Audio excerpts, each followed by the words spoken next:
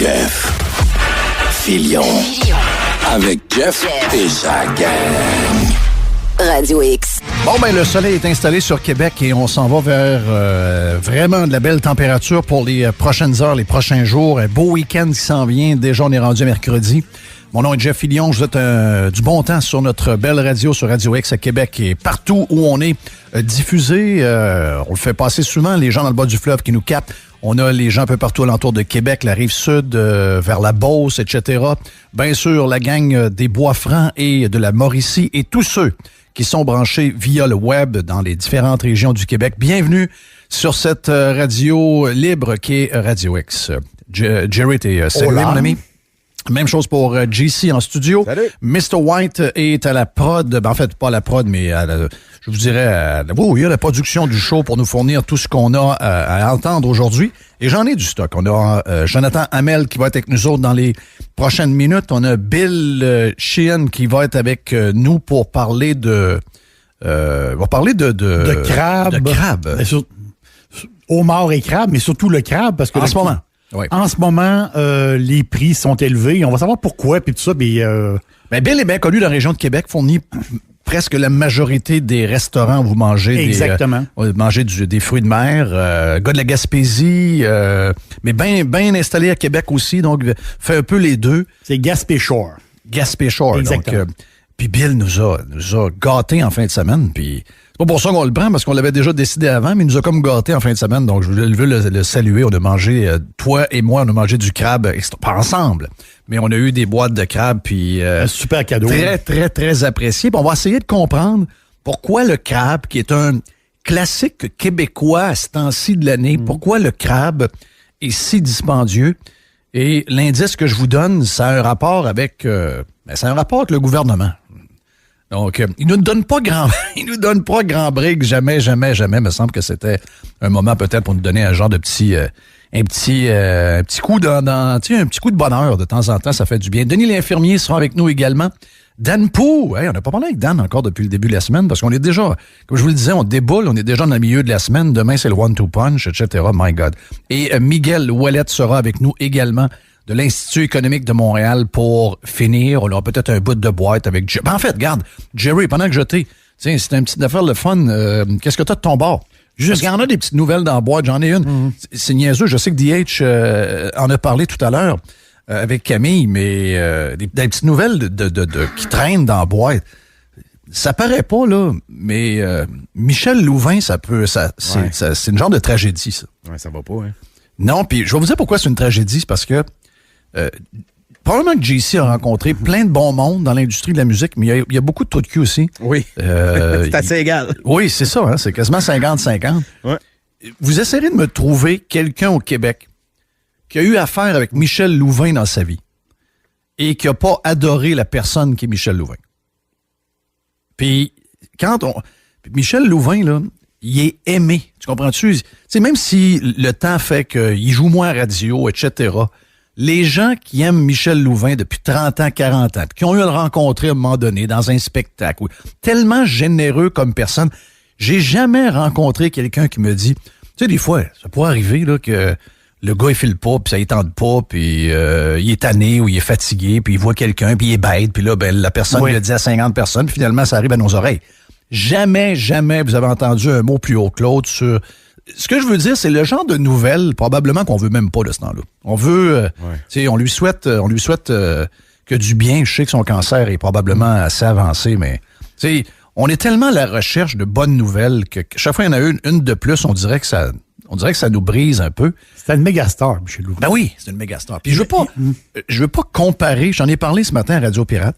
Je suis en train de lire un livre de Ted Templeman, qui a été un artiste dans les années 60, puis que après son trip de band, où ils ont eu des gros succès dans les années 67, surtout 67-68, a été un producteur important, entre autres des Doobie Brothers, les deux gros albums des Doobie Brothers, et tous les gros albums, je vous dirais, il y a eu Montrose, et il y a eu Van Halen. Donc, ça a été le producteur des gros albums de Van Halen, c'est Ted Templeman. Et Templeman a rencontré dans des studios de production, avant qu'il soit dans la transition, quand il était en musique, il était en train d'apprendre à devenir producteur, donc il traînait beaucoup dans les studios de production.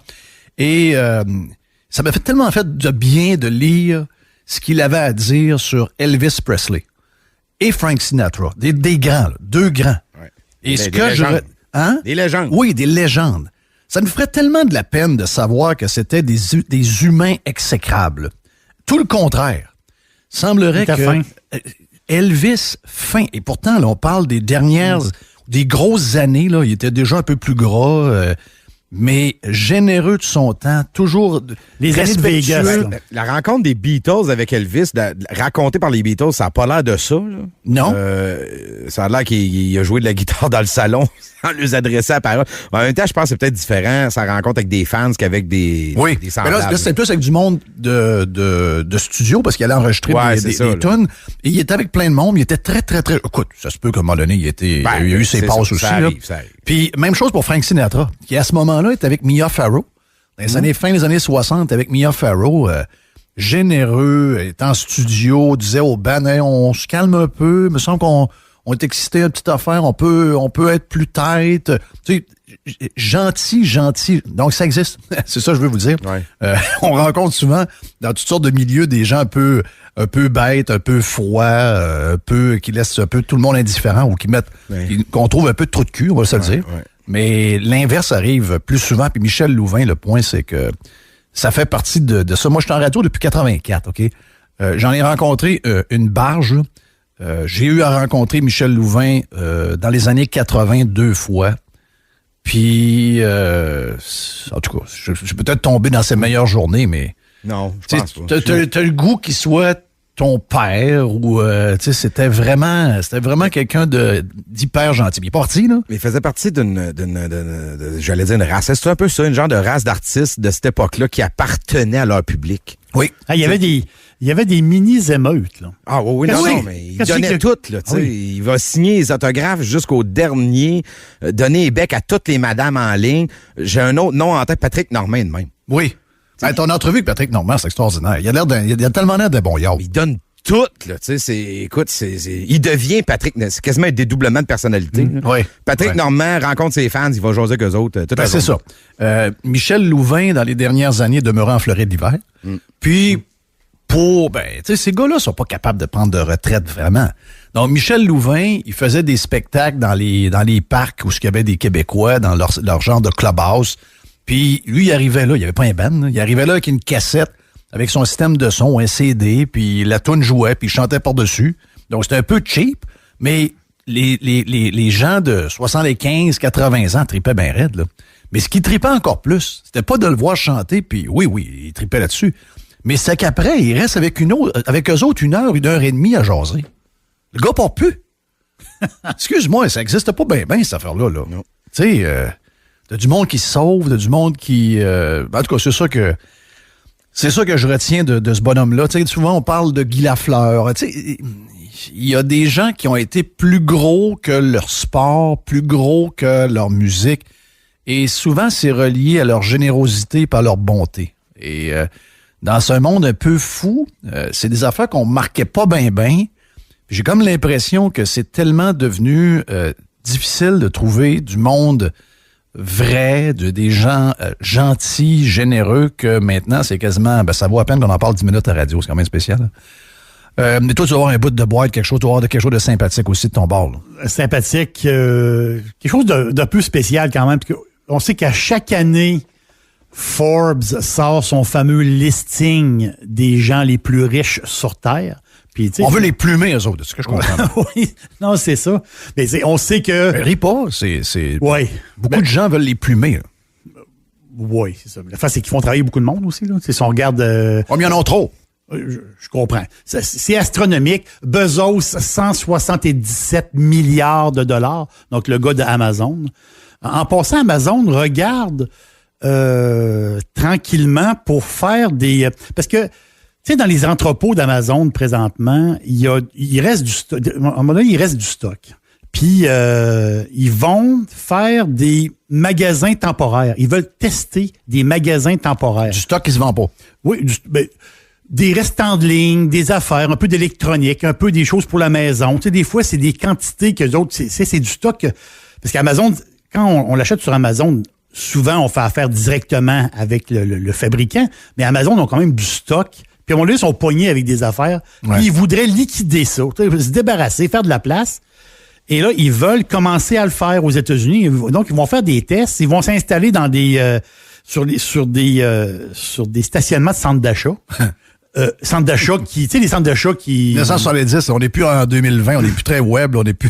Non, ils vont vraiment s'installer là. Ils vont dire, on est là pour 1 mois. OK. Puis on met du stock, venez voir, puis ça va être de la super liquidation Amazon. Ils vont liquider. Ils veulent commencer à faire des tests pour... c'est sûr que ça sera pas loin des entrepôts non plus d'Amazon, mais ils veulent liquider les affaires qui traînent dans les entrepôts. Je trouve ça capoté, vraiment, de Amazon. Donc, le gars le plus riche au monde, ben, c'est Bezos.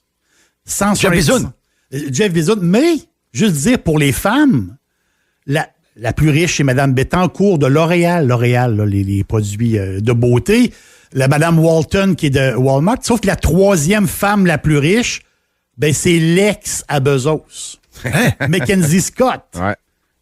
Elle est partie avec un package. Oui. On s'entend-tu? Elle a donné beaucoup de sous. Oui. Beaucoup de sous. Mais il en reste beaucoup aussi. Elle donne de l'argent à qui? N'importe quoi, des œuvres, des patentes? Ah oui, elle a donné, je pense, c'est-tu une affaire comme 1 milliard qu'elle a donné? C'est philanthropie, mais Major League. Là. Alors, exactement, là, exactement. Donc, l'argent, il sort par les oreilles. Mais l'affaire, c'est que c'est elle, la 3e femme la plus riche. Très fort. Donc, le gars le plus riche, puis la 3e femme la plus riche, ben, c'est son ex. C'est son ex. J'ai trouvé ça spécial. Ouais. Donc, le listing de Forbes qui sort à chaque année, ben, il est sorti aujourd'hui. On va parler avec Jonathan Hamel dans quelques secondes. Juste avoir votre... comment ça va, vous autres? Comment va JC? Comment va Jerry? Comment vous filez avec les dernières affaires des dernières heures? Ça semble plus arrêter, là. Moi, je me suis levé avec 3 enfants sur 3 étages différents, à l'école, sur des tablettes. Puis quand j'ai quitté... Moi, ça va, là. Mais j'ai pensé à ma blonde pas mal. Là. Oui. Elle fait des affaires à faire. Puis je t'annonce qu'aujourd'hui, c'est d'un étage à l'autre en essayant de suivre le POC. Là. Ouais. Écoute, moi, je suis à un point, je l'ai raconté à Jerry ce matin, puis à mon ami Jess, Mr. White. Tu sais, moi, je fais de la radio depuis 84. Je fais de la radio à choix, puis le style de radio qu'on fait là depuis 96. Puis, tu sais, j'ai jamais pensé que je faisais une radio meilleure qu'un autre, puis peut-être que la raison pourquoi ça a fonctionné un peu, c'est que il y avait dans ce qu'on faisait une genre de vision, un genre de leadership quelque part. Et là, je suis en train de perdre mes repères. Et c'est la première fois que ça m'arrive. C'est la première fois où je suis en train de... C'est comme un bateau perdu en mer. Et je regarde à l'horizon pour essayer de trouver les genres de comment ça appelle ça, là, les bouées. Les bouées. C'est juste de la brume. Et là, je commence à manquer de vision, à moyen. Tu sais, je suis capable d'avancer encore, mais j'ai pas d'horizon. Et je me rends compte que tu sais, moi, dans la vie, j'ai pas besoin de ben de grand-chose. Tu sais, je suis pas dur à énerver ou à exciter. Tu sais, j'ai besoin juste de savoir que au bout d'une place, il y a quelque chose qui m'attend qui va être le fun. J'ai pas besoin d'avoir un char à 100 000. J'ai pas besoin d'avoir du linge de marque. J'ai rien besoin de ça. Mais j'ai juste besoin de savoir que demain, il va faire soleil. Et de l'espoir. Ouais. Tu sais, l'hiver, j'aime pas ça. Quand j'étais jeune, l'hiver, j'adorais ça. Mais en vieillissant, peut-être parce qu'à un moment donné, j'ai sauté des hivers, je suis arrivé à un point où l'hiver, j'aime moins ça. Parce que j'étais en cabané, puis j'étais un gars de dehors.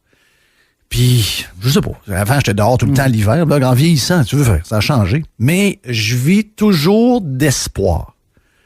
Donc, on regarde la neige fondre. C'est pas compliqué. On est quasiment au printemps, ma blonde puis moi. Tu sais, ma blonde, elle a installé sa terrasse qui est couverte. Je pense qu'elle l'a faite milieu mars, c'était réglé. Tu sais, elle a tellement hâte d'être dehors.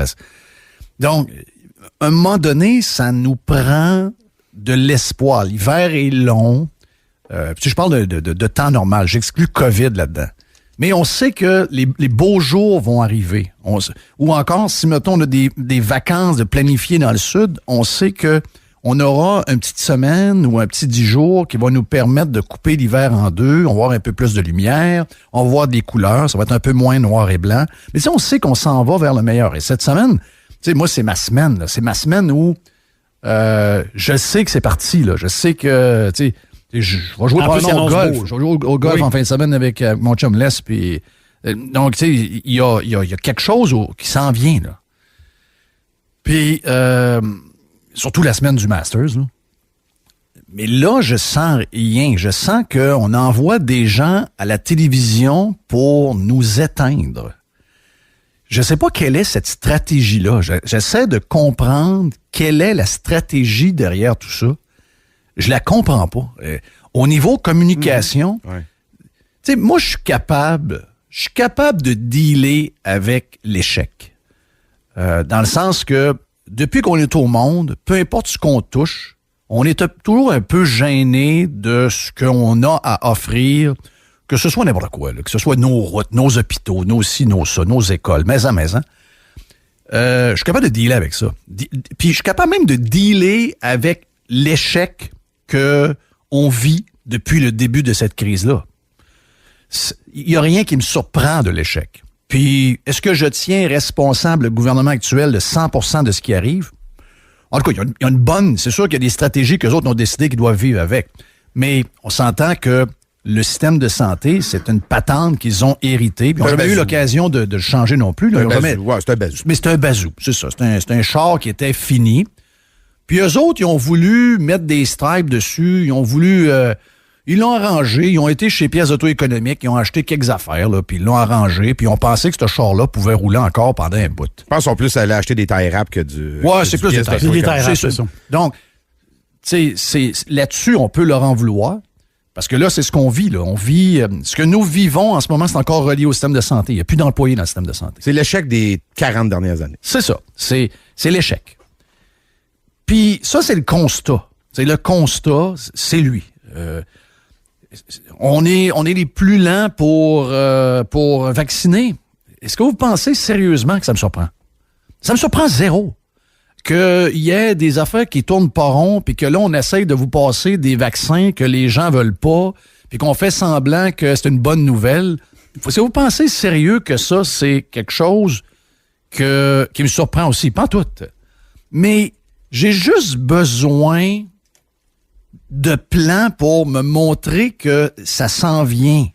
Il y a quelque chose qui va arriver au bout, puis ça va être le fun. Mais Jeff, pour ça prendrait un mea culpa. Puis François Legault, je sais pas pourquoi, il est pas capable. Il est pas capable de dire notre système de santé est pas bon. Pas capable d'avouer que c'est un échec générationnel, notre patente. Là. C'est comme si on comprenait. Nous autres, on comprend pas. Nous autres, ils comprennent quelque chose, puis ils s'en vont quelque part. Mais nous autres, on comprend pas trop, mais suivez-nous. Mais c'est pas de même, ça marche. Il s'excusera jamais, tu sais. Puis j'aurais aimé ça, moi aussi, entendre une conférence de presse. Là, regarde, on va vous l'avouer, notre système de santé, ça tient par des lambeaux. Là, on va essayer de passer à travers. Accrochez-vous, ça va être tough. Puis, je vous garantis qu'après, on part sur une méga réforme de notre modèle. Mais ils diront jamais ça. Moi, j'ai perdu espoir totalement. Tu sais, je vais revenir sur... puis Frank est avec nous autres, M. Radioex est avec nous. Il va nous donner un genre de petit résumé de la conférence qui vient d'avoir lieu avec M. Dubé avant de parler avec Joe. Tu sais, c'est une gang qui essaie de nous passer toutes sortes d'affaires, puis essaie de nous... Puis c'est correct, là. Tu sais, je veux dire, je le sais que le système de santé, c'est pas tout de leur faute, là. Oui. Mais comme vient de le dire JC, à un moment donné, mets ton poing sur la table. Tu sais, faut que tu te fâches. Faut que tu te fâches avec les syndicats surtout. Pour le monde. Tu sais, faut que tu te mettes avec nous autres. Moi, tu sais, hier, j'ai l'impression d'entendre, puis je le sais que c'en est pas un, mais j'ai l'impression d'être dans un pays où j'ai un genre de boss au-dessus de moi. François Legault, c'est pas notre boss. Non, c'est notre employé. François Legault, là, dans l'organigramme de people, il est en haut. Dans des pays là où c'est bien fait, l'organigramme, le peuple, dans l'organigramme, il est en haut. Là, on a l'impression qu'on a une gang qui nous parle comme des enfants, qui nous disent « Voici ce que tu vas faire, puis là, maintenant, c'est les masques dehors, puis les masques d'en face, ça demande l'ordi, puis etc., puis ouais donc, puis là, ça finit plus. Puis by the way, on a oublié de vous le dire, là, mais là, les régions orange puis rouge, je pourrais parler d'un jaune, puis c'est fini, puis Regarde, c'est de moins en moins, on étouffe de plus en plus. Puis les vacances, cet été, oubliez ça. L'Ontario a fermé, puis le Nouveau-Brunswick est déjà fermé, puis faites pas de plan cet été. T'as peu, tabarnache, là. T'as peu, on va se parler, là. Je veux dire, c'est parce qu'ailleurs, il se passe des affaires, là. Je veux dire, là, on se sent dans un pays de merde, là. On se sent vraiment dans un pays de merde. Puis, moi, si vous m'annoncez que vous êtes en train de couper de 380 lits aux soins intensifs à 300 avec un sourire d'en face, ça marche plus, là. Parce que, et c'est de ça que quand ils nous disent « Oh, on est en train de... on est allé à la cabane à sucre. Ah, j'ai lu un livre sur Georges Vézina. Ah, j'ai lu un livre sur ce... » Puis là, on est là. Chris, t'as pas le temps de lire des livres. Il y a des gens qui disent « Mais non, mais là, c'est pas... il a tout bien le droit de lire des livres. » Non! Il vient de vous dire qu'il coupe 80 lits aux soins intensifs. Ben... Sacrement, travaille 18 heures par jour, 7 jours par semaine, fait des réunions, brasse le monde, assis-toi avec les syndicats. Ça se peut pas, là. Ramener le monde au travail pour que... Au lieu de m'annoncer qu'on passe de 380 à 300 lits aux soins intensifs, moi, je suis surpris qu'il n'ait pas 1000. Qu'est-ce qu'on a fait dans la dernière année de passer de 500 à 300? Ouais, mais on perd du personnel.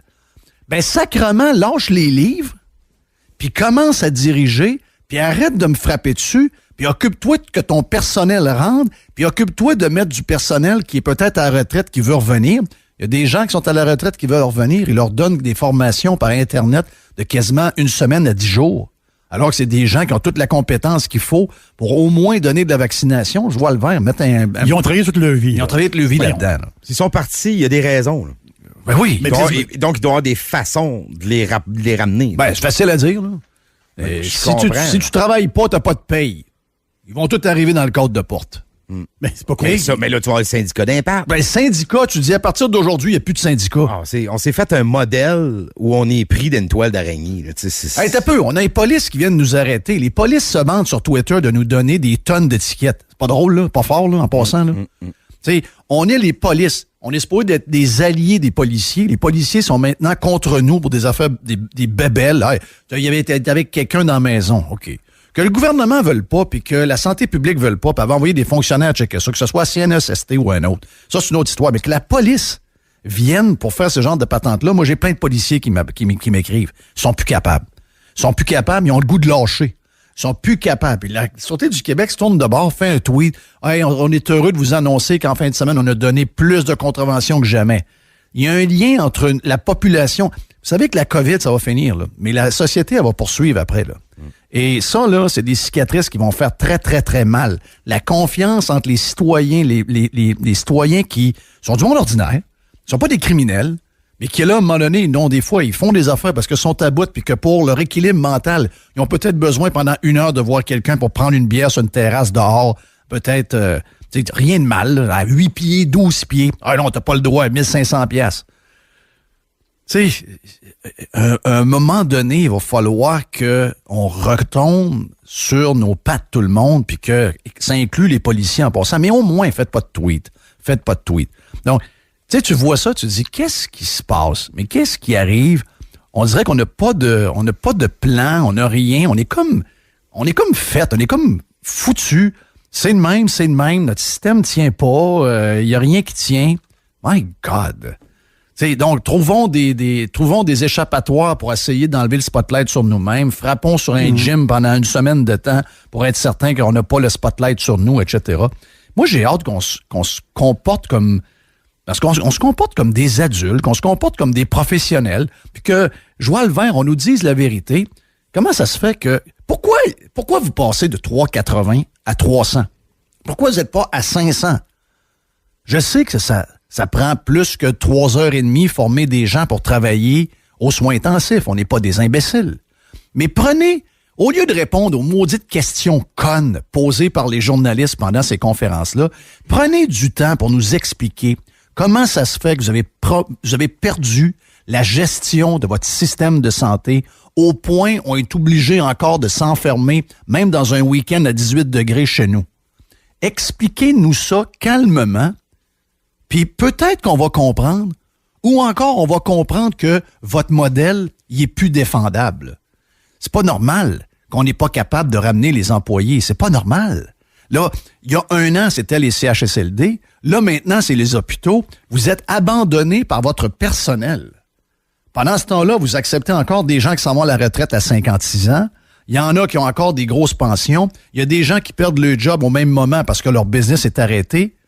Je veux dire, à un moment donné, si vous demandez des sacrifices à une gang, toujours la même gang, vous allez devoir imposer les mêmes sacrifices aux gens qui nous mettent dans le pétrin. Donc, vous allez devoir exiger que ces gens-là rentrent travailler. Sinon, ben, il y a de quoi qui va arriver. Il va arriver que ce soit 50% du salaire, que ce soit pas de salaire du tout. Mais là, au niveau gestion, il n'y a pas d'entreprises qui peuvent fonctionner de même. Tu sais, et ultimement, je veux dire, si c'était juste eux autres qui payaient pour ça, ben, tu dirais, regarde, organisez-vous que vos troubles. Mais à la fin de tout ça, c'est nous qui payons 100% de la facture au départ et c'est nous qui payons pour tous les sacrifices que nous avons à faire. On est perdant de A à Z. Et moi, je veux dire, moi et ma famille, là, je regarde, j'ai essayé de calculer, là, c'est l'assurance la santé la plus chère que j'ai jamais payée de ma vie, OK? C'est très cher. On l'a payé très, très cher. Oh oui. Donc, quand il y a des gens qui me disent « Hey, si t'es pas prudent, là, puis t'arrives, tu pognes la COVID, on te soignera pas. Ouais, je vais te montrer ce que j'ai payé en assurance. Tu vas voir que tu vas me soigner. » Mais là, finalement, on paye, on s'est fait vraiment vider les poches pour rien. On payait par mois un genre de système Cadillac, comme on dirait. Puis là, finalement, on n'a pas de système Cadillac. On a un des pires systèmes au monde qui est complètement désemparé.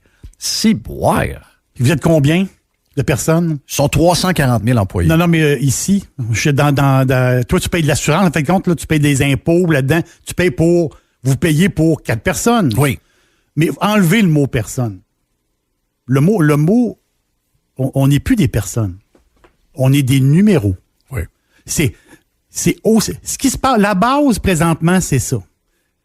Quand le ministre vient s'asseoir, pas le ministre, n'importe qui, il vient s'asseoir, il parle pas à des humains, il parle à des numéros.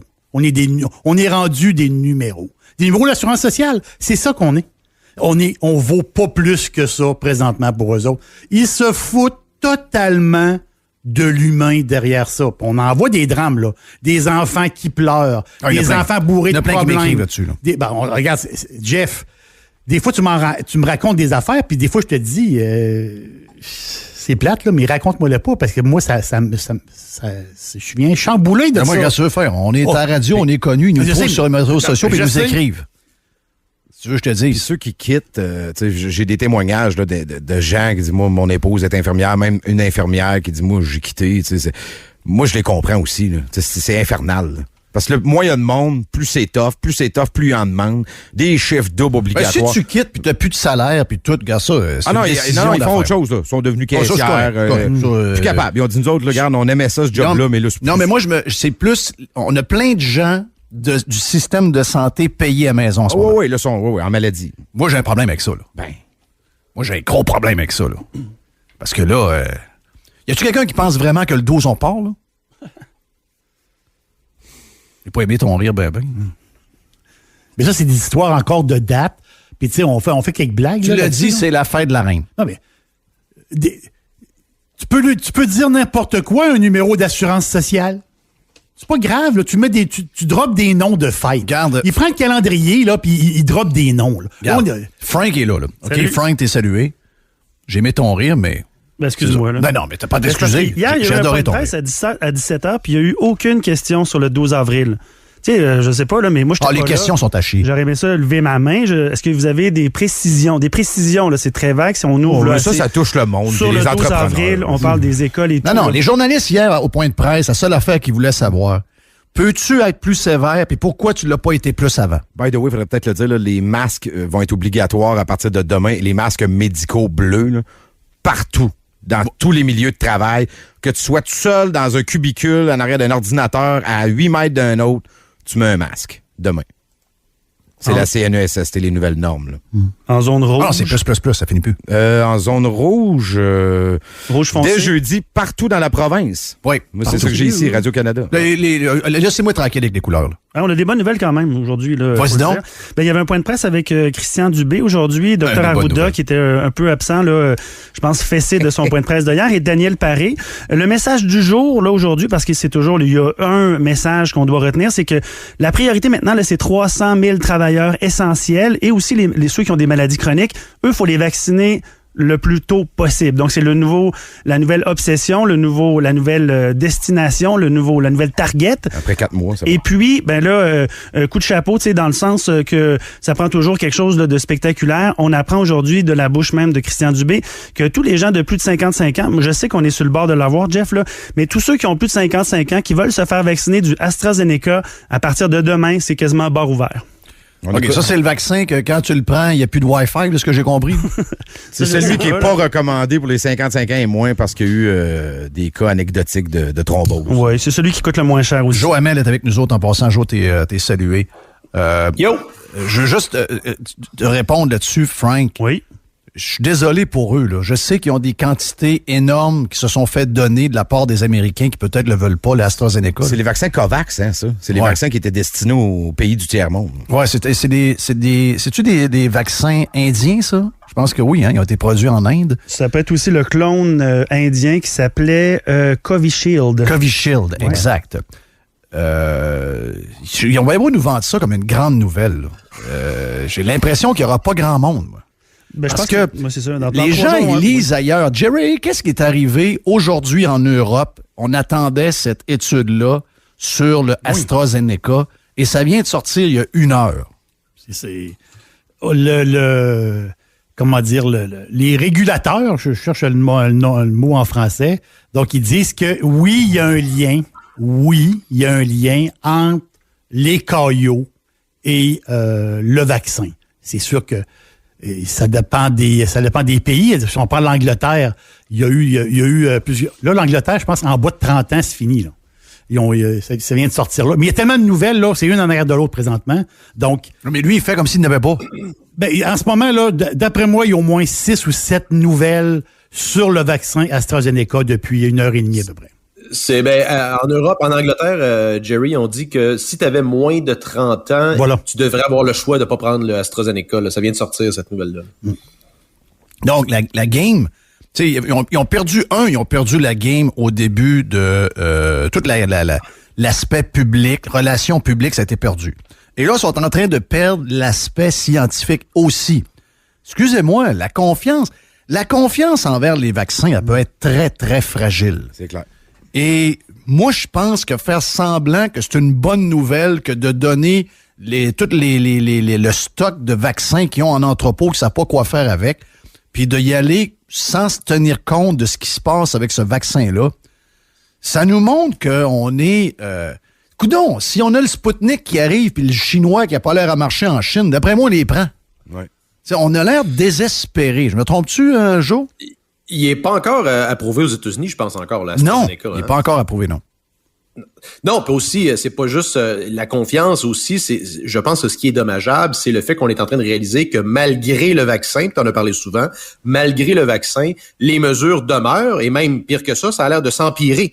Là, il y a quoi? Il y a peut-être 15, je pense qu'il disait 18% de la population hier qui est vaccinée au Québec, Ouais. ce qui est un peu frauduleux comme affirmation, parce que c'est juste une dose. Quand tu compares, 19.2 ce matin, 19.2. 19.2? Une OK. dose. qui ont reçu au moins une dose. Mais quand tu regardes vraiment les recommandations, on est encore loin là, de certains États américains.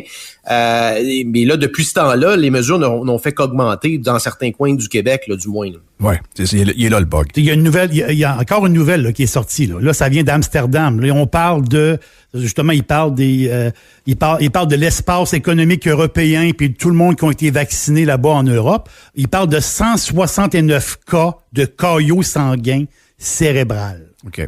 Je te pose une question. Ce matin, il y avait une chercheuse qui disait, je pense que c'est moins de 55 ans et particulièrement les femmes là, qui ont que ça arrive, là, cet épisode-là. Là. OK.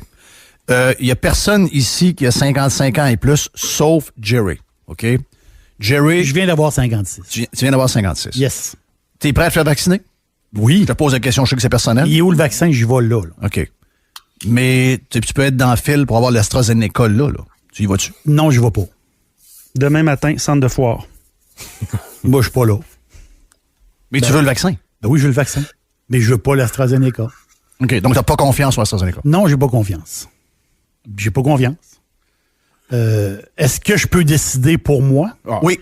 Oui, ça OK, parfait. Non, c'est ça. Parce que là, à un moment donné, est-ce qu'on peut décider pour nous? Donc, si il arrive un nouveau vaccin disponible, si c'est à 3 heures du matin, je vais être là. Je vais être le premier dans la porte. Un Pfizer, t'es là.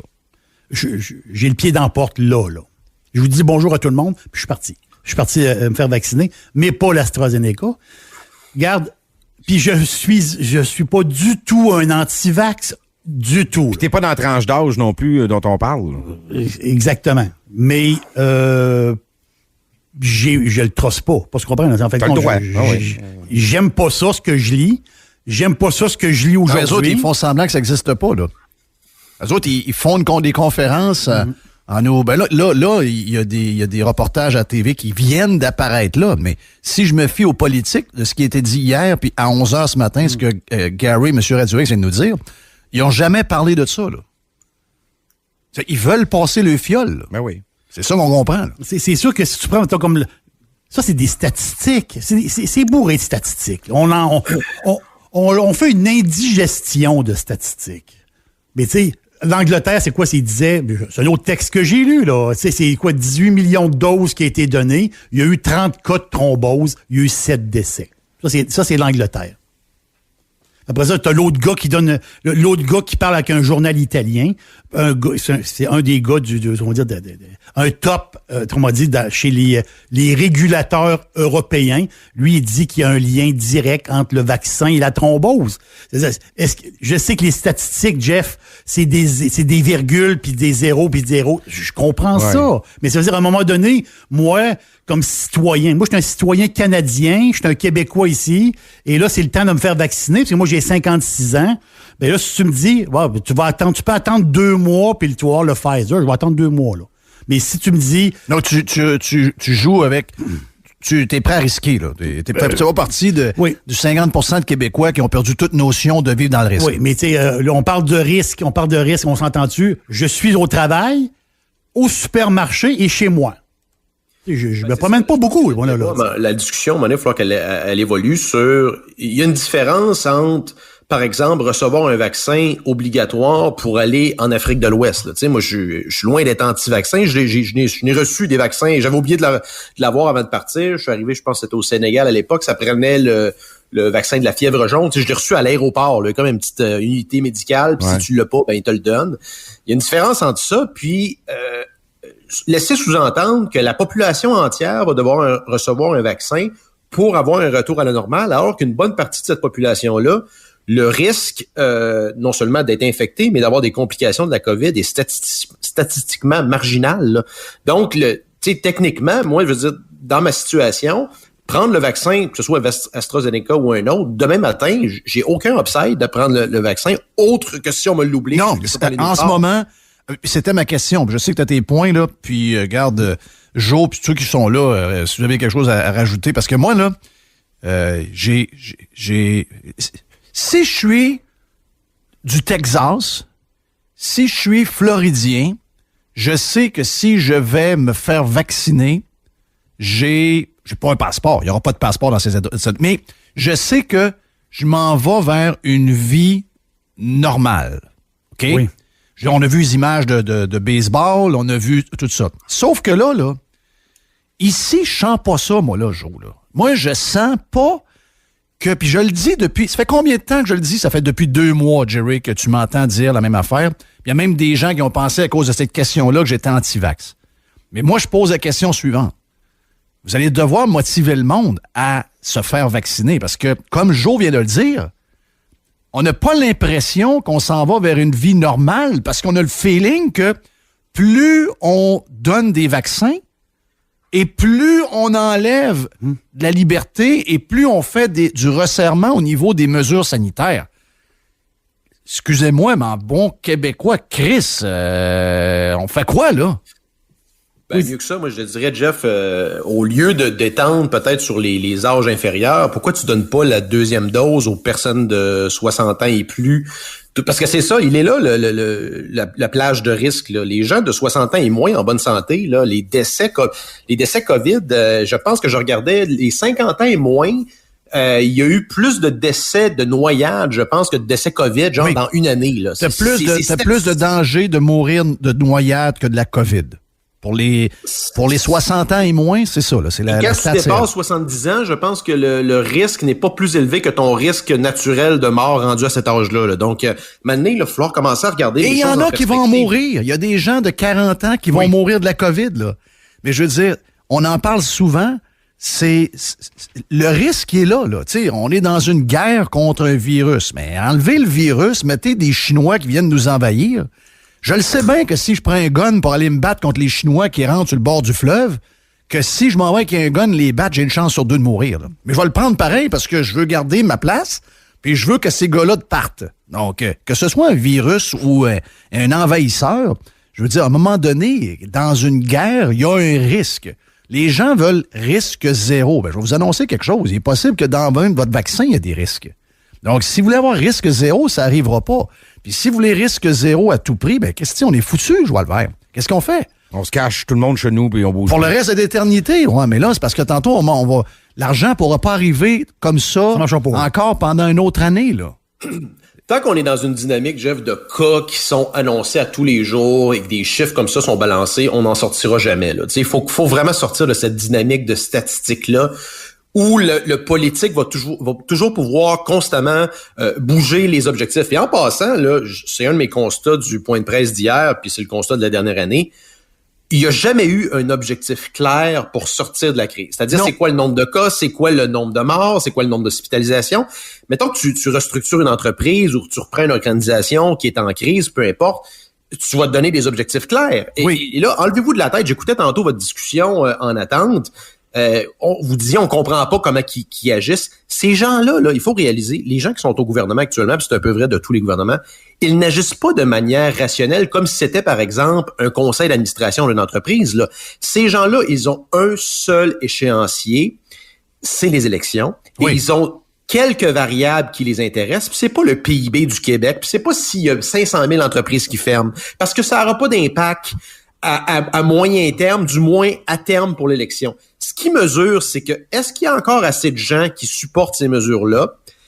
Et est-ce que ça peut nous amener jusqu'à l'élection? Parce que c'est ça qui est en train de se passer. Jeff, tantôt tu le disais, là, tu parlais de l'été. La dernière étape qu'ils ont à passer, là, la dernière côte, là, imaginons que c'est un circuit, la dernière côte qu'ils ont montée vers la dernière ligne droite, là, c'est l'été 2021. Parce que dès qu'on tombe à l'automne, tu sais, les gens déconnectent un peu, sont résignés, t'as le contexte des fêtes, après ça, l'année démarre. Ben, l'année 2022, c'est déjà une année électorale, donc ils vont tomber en mode stimulation économique, ils vont déjà être en mode bilan. Donc, tout ce qu'ils ont... Écoute, regarde autour de toi, les gens sont déjà résignés à perdre l'été. Là, moi, je demandais à mon coiffeur, je suis allé cette semaine, il dit on le sait qu'on va probablement se refaire fermer. Les gens sont déjà résignés, fait qu'ils ont déjà largement gagné leurs points. Tu sais, des fois, on regardait les Cubains, on disait pourquoi les Cubains font pas révolution? Ils se battent même plus. Ils ont plus rien dedans d'eux autres pour se battre. Ils n'ont plus rien, ils sont résignés. On est là. Moi, c'est le pire feeling de la Terre, être résigné. Christophe, pas capable de vivre avec du monde résigné. Je suis pas capable de vivre avec des peureux, encore moins que des résignés. Je suis pas capable. Vivre dans la peur. Vivre dans la peur de tout. Tu sais, regarde, les hôpitaux... Vas-y. Non, c'est ça. Puis tu sais, les mots ont encore de l'importance. J'écoutais le point de presse hier. Puis écoute, quand tu dis, et puis tu regardais le non-verbal de Legault et Dubé, ils ont quasiment l'air contents de nous annoncer il y a du plaisir. Ça. Écoute, ma blonde, on n'écoute jamais. On n'écoute jamais. Puis hier, on pensait qu'elle allait donner un coup pour les écoles.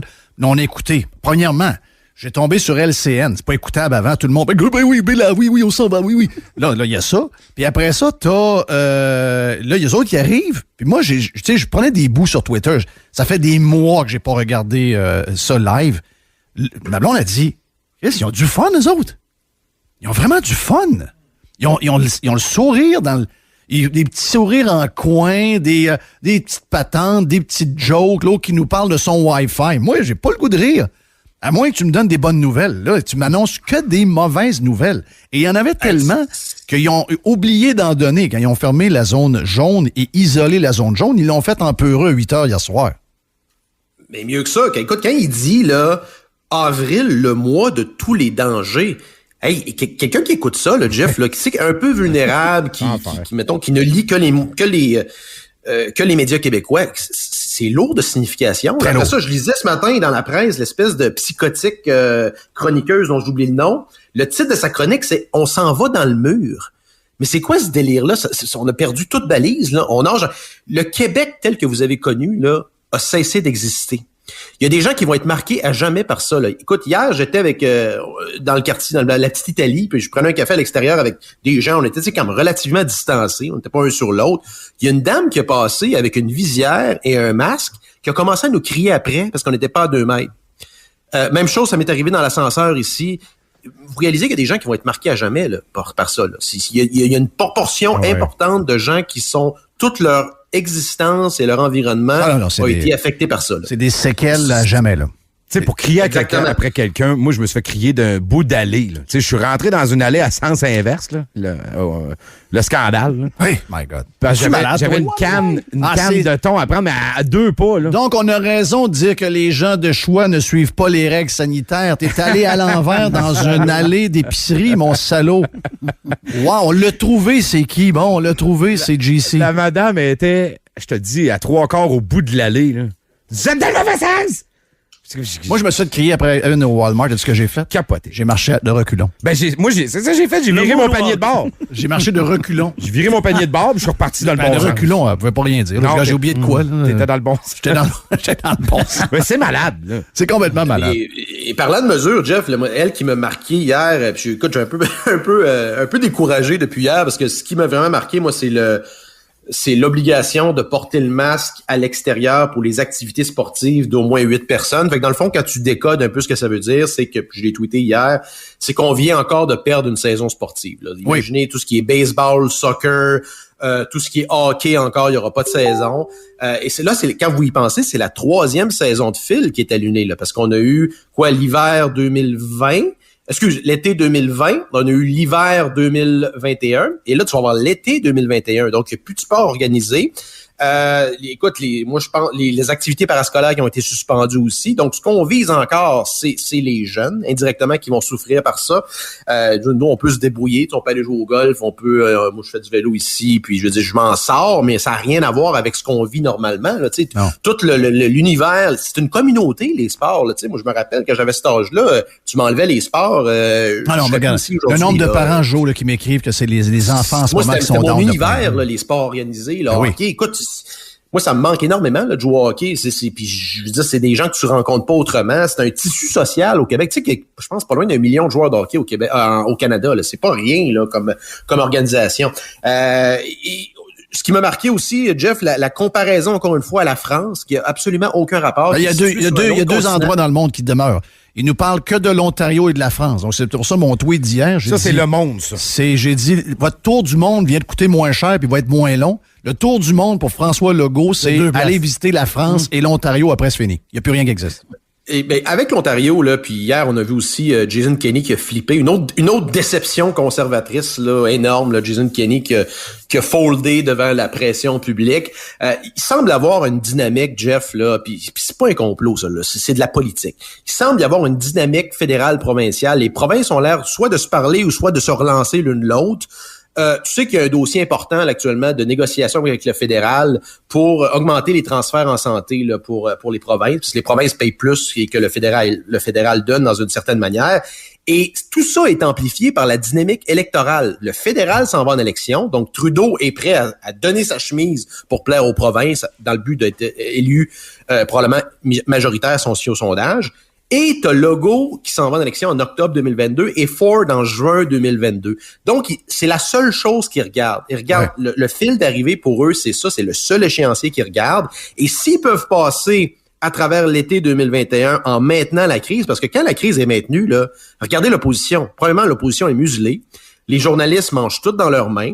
Et ils vont surtout avoir l'opportunité de sortir les chèques au début 2022, puis même à la fin 2021, et de naviguer, là, de rouler jusqu'à au fil d'arrivée. C'est clairement ça qui est en train de se passer, là. Le Canada, c'est vraiment actuellement la tempête parfaite. Ça va être étudié dans le futur. Et quand tu regardes comparativement aux États-Unis, il n'y a plus de possibilité d'arbitrage au Canada, là. Tu peux pas dire, je vais aller en Alberta parce que Kenny a pris le pari de la liberté, puis ils vont tout réouvrir. Non, le Canada est en perdition actuellement, là. Merci, Joe. On s'en parle demain à la même heure. Super beau, super. Je partais pour dire podcast, mais ça en était quasiment un. JC, Gary, merci de ta visite. Toujours apprécié de t'avoir. On s'en parle vendredi. Ouais, on check le gars du lapin. Là. On n'a pas retrouvé le gars qui s'est promené avec son pick-up sur les lapins. Là. C'est le gros sujet aujourd'hui. Oui. OK, t'es pas au courant, Jeff? Non. On manque de temps. Excuse-moi, je t'arrive même avec ça. Là. on vient, mais regarde, tu me mettrais au courant de ça. Il y a des vrais lapins? Ben, les lapins gonflables qui étaient au parc quartier Brébeuf ont été... OK. Ben, regarde, on va parler de ça plus tard. On court les lapins. Salut. On fait une pause, on vient dans un instant, OK? Jeff. Filion. Radio X.